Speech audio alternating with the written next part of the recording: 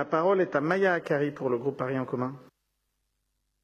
Maire, mes chers collègues, à Paris, c'est 215 000 enfants de 0 à 16 ans qui sont accueillis tous les jours dans 1213 structures publiques, que ce soit des établissements de la petite enfance ou encore des écoles primaires ou collèges.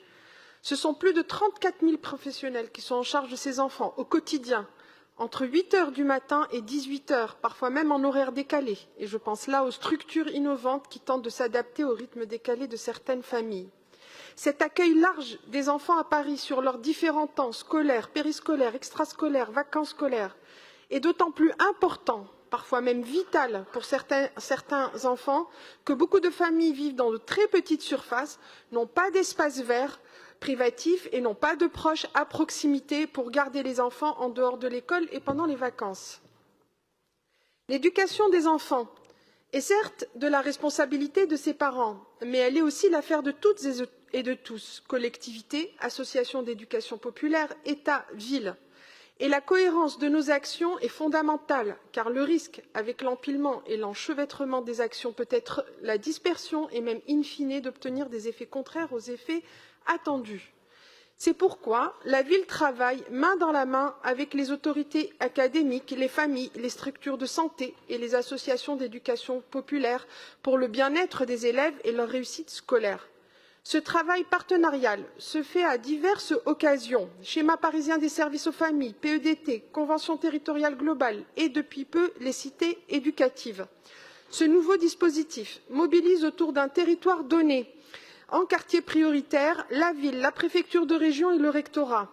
Après les cités éducatives du 19e et du 20e, de nouveaux territoires, un dans le 18e qui regroupe 3 réseaux d'éducation prioritaire, un autre dans le 14e autour du collège Villon, candidatent pour ce label et nous espérons qu'ils seront retenus lors de cet axe que nous développons le principe dans les écoles et les collèges, ou encore à l'occasion d'étapes ou dans les centres de loisirs ou pendant les vacances scolaires. Mixité garçons-filles, bien sûr, mais aussi mixité scolaire et sociale à tous les niveaux, crèche, école, collège, groupe et classe au sein des structures mêmes.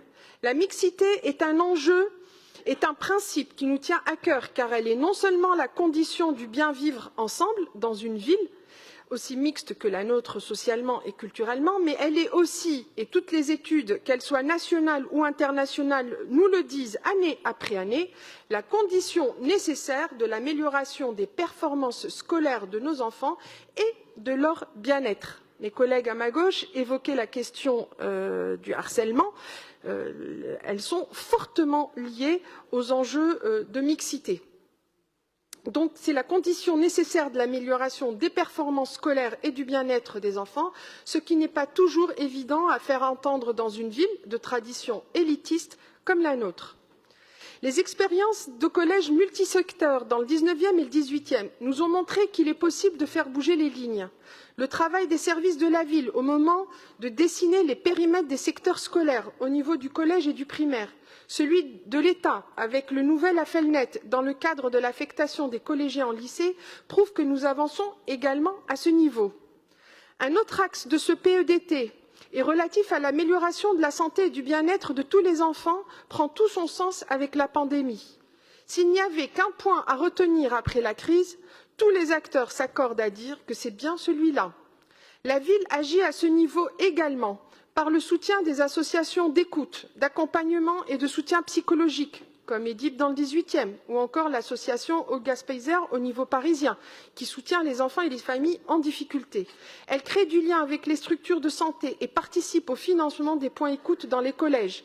Mais elle agit aussi par la rénovation qualitative du bâti, dont l'impact sur le bien-être et la réussite des élèves n'est plus à prouver.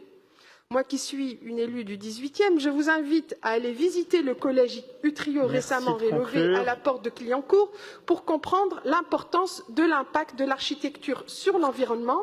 Et je peux vous dire là que contrairement à ce que disait ma collègue, et il faut voir toutes les demandes de dérogation qu'on a de banlieue pour Paris, il y a une vraie attractivité éducative à Paris. Merci beaucoup.